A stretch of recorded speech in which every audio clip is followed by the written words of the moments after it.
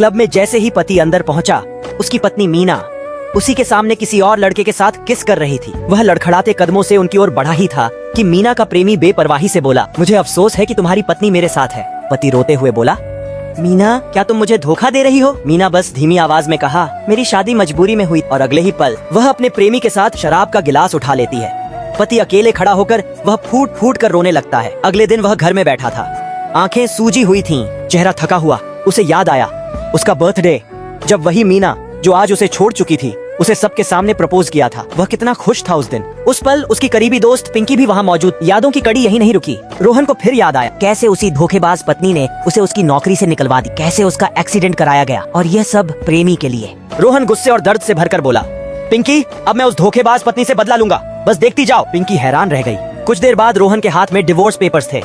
वह साइन करने ही वाला था कि एक और याद ने उसका दिल चीर दिया। अपने प्रेमी की बाहों में बैठी हुई कह रही थी, यह बच्चा उसी का है। अब कोई भ्रम बाकी नहीं था। उसने कांपते हाथों से डिवोर्स पेपर्स पर साइन कर दिया। अब सब कुछ वहीं खत्म हो गया।